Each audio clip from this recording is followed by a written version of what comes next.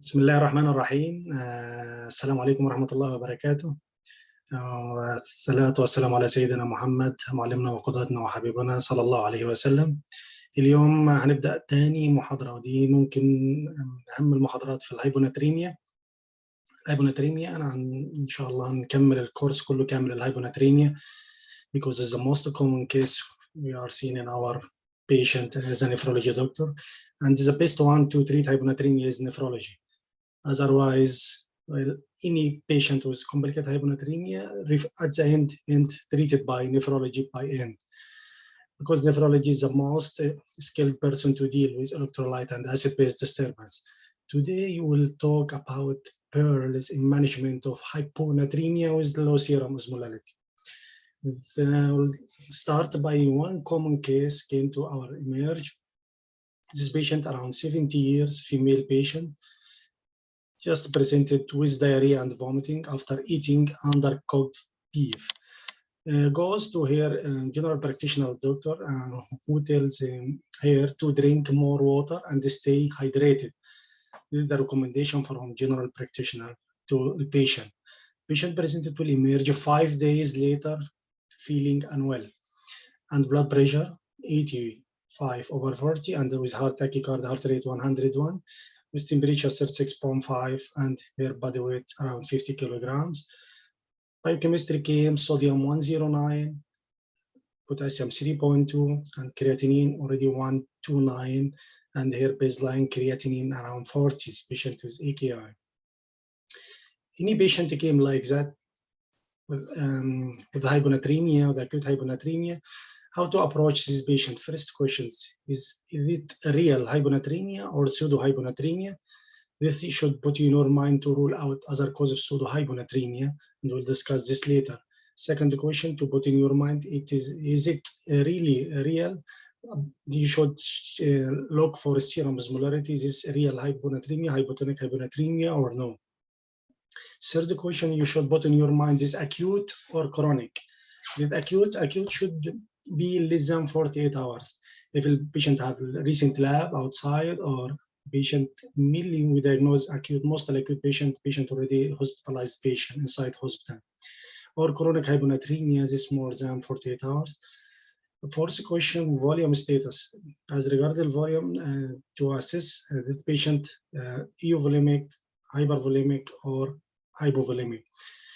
And fifth question you should ask, are they safe? This patient emergency now, or stable to treat as chronic and wait for investigation?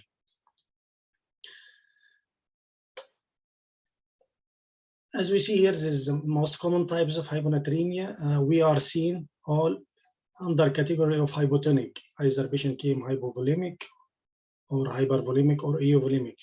Other patient with normal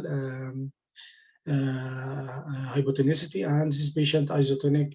The most common is cause of pseudo hyponatremia, and the hypertonic patient with translocational leukemia, and we'll discuss this in our diagram here. When we see this patient with the common diagram for hyponatremia, serum sodium less than 130, we just check serum osmolarity for this patient is either isotonic, hypotonic, or hypertonic.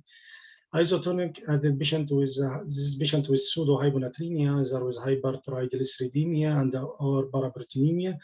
Hypertonic, this patient already on receiving glucose or mannitol IV. The main category we are concentrating our hyponatremia patients is hypotonic hyponatremia. Hypotonic, this serum osmolarity less than 275 or 270.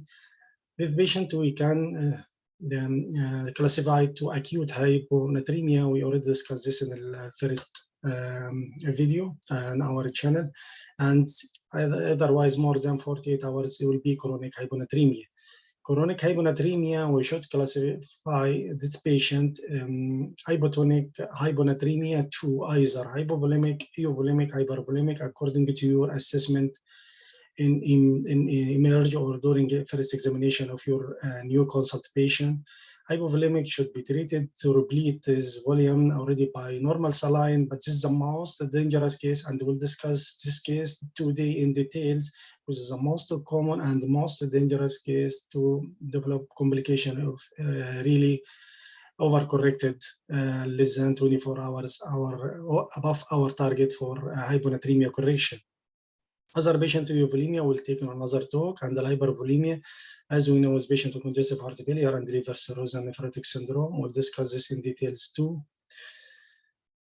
This is from Harrison Internal Medicine already. Just another classification. This through hyponatremia, hypovolemic hyponatremia, most common with patient came by presented by diarrhea, vomiting, nausea, and the patient with renal loss already.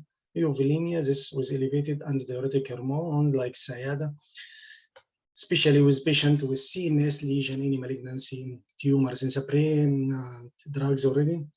Other hormonal changes with patient should rule out adrenal insufficiency by serum cortisol and hypothyroidism by TSH and free T4. Or this patient, you should exclude diuretic, the patient on thiazide or no. Otherwise, as regard the euvolemia, patient with suppressed ADH, whose patient can suppress BDH? If the patient is primary bradipsias, drinking more water, this will lead to a stimulation to the hypothalamus to stop ADH secretion, and this patient will be with polyuria. Otherwise, patient with low dietary sodium intake, like beer potomania. This patient also lead to suppression of ADH. ADH lead to more polyuria and more and hyponatremia. And like in edematous hyponatremia, this hypervolemic hyponatremia is another classification for patients with congestive heart failure and liver cirrhosis. Hyponatremia with high or normal serum osmolarity is like hyperglycemia and the pseudo hyponatremia. Major types we'll face in our practice for hyponatremia, either through hypovolemia, patient clearly presented by GIT symptoms, whatever, nausea, vomiting, diarrhea, or decreased oral intake. We saw most of this patient already, especially in an elderly patient. Euvolemic, this patient with SIADH, especially this patient with malignancy, and or after brain surgery or like that. Patient hypervolemic, we saw this patient, so many consult from cardiology, patient with congestive heart failure, already with sodium, with hyponatremia, and the patient with liver cirrhosis too. And this also, just to show this patient hypovolemic, the hypovolemia means decreased amount of water in comparison to total body sodium. Hypervolemic increased amount of total body water in comparison to amount of body sodium. Euvolemic is equal both water and sodium in total body water. Uranus molarity, we are talking about Uranus molarity. What is the benefit of Uranus molarity? Uranus molarity is a measure of concentration of urine lights or osmolytes. Concentration of urine dependent on water content. More water in urine means diluted urine, means low urine osmolarity. And less water in urine means concentrated urine, means high urine osmolarity. And increase ADH lead to water reabsorption from urine. When you have high ADH secretion, lead to water reabsorption from urine, less water in urine, and this lead to hypertonic urine, high urine osmolarity. High urine osmolarity, this means high ADH secretion. And this is what is the stimulants for ADH secretion. If a patient with low water intake, high sodium concentration, this stimulate. What means by low water intake? This total amount of water in the body is decreased and the sodium concentration will increase, lead to stimulation of osmoreceptor in hypothalamus. Hypothalamus will go to stimulate posterior pituitary to release antidiuretic hormone. Antidiuretic hormone already work on collecting tubules of our kidneys and lead to water reabsorption and increase plasma volume and decrease osmolality and lead to scanty or hypertonic urine. Otherwise, if we have low salt intake, this means this give a fake response. Just we have decreased effective intra-arterial circulatory volume. and lead to decrease in this just explained as low sodium with high potassium concentration in our blood plasma, and it also lead to stimulation of our RAS mechanism, lead to stimulation of adrenal cortex. Adrenal cortex will stimulate release aldosterone, will play again on our kidneys, his target, lead to more sodium reabsorption and the potassium secretion. The sodium reabsorbed from the collecting tubules, our kidneys, this through inactive channel and the collecting duct, will lead to more negativity in the urine, lead to because the sodium from intraluminal of our collecting duct will be reabsorbed, keep in lumen more negative, will facilitate potassium secretion through bronchial channels, and lead to homeostatic level between sodium and the potassium, and with our stimulatory mechanisms for ADH release. Urine electrolytes, what is the benefit of our urine electrolytes? I'm concentrating on last presentation just to do urine osmolarity and urine electrolytes. Most of the time, sodium and the potassium concentration in the urine can help to differentiate between eovolemia from hypervolemia. As we see in our table down, this is urine sodium, potassium, and urine osmolarity. If you have urine osmolarity is high with low sodium and the potassium less than 20, this patient, this explain maybe patient with hypovolemia, just will guide us to this direction. And other patients, some patient came by hypervolemia, like patient with liver cirrhosis or cardiac or congestive heart failure. This give a fake response, maybe because all this patient already hypervolemic extracellular, give fake response, and the urine sodium is low and high urine osmolarity. This related lead to increase more ADH secretion and more hyponatremia. Eovolemia, you will find normal or high urine potassium. Most of the time you will find urine sodium more than 20 and with high urine osmolarity more than 250. Urine electrolyte, if the patient hypovolemia, the kidney will reabsorb sodium from filtrate. Just when the patient you feel that's TGF, tubular feedback. If the patient was hypovolemia, this stimulates the kidneys to reabsorb sodium, especially from the proximal convoluted tubule. That the urine sodium will be low, less than 20. This is in hypovolemic case. Hypervolemic case, the patient will have extra salt, hypervolemic, but the kidneys will falsely perceive low effective circulating arterial volume. Fake hypovolemia will reabsorb sodium from urine and lead to low urine osmolarity. Take care from this patient, especially with congestive heart failure and the patient already edematous and volume overload. Back to our case, serum osmolarity to our case 1.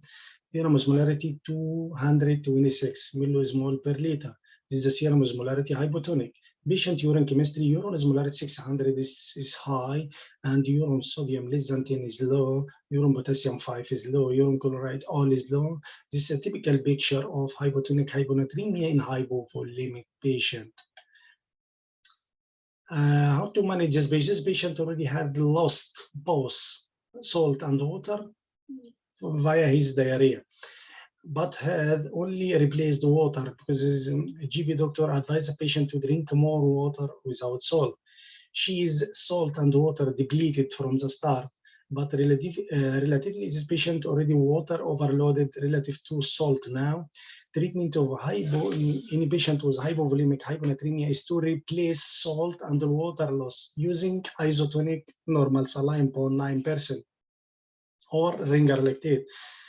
Replacing the volume loss will suppress LADH. When you replace any patient with hypovolemia, ADH stimulation will be suppressed and the patient will be start to be polyuric and producing more urine, lose more water, and this is the risk of patient will be correct sodium, but take care this patient will go to overcorrection and will go the complication of hyponatremia osmotic demyelination syndrome.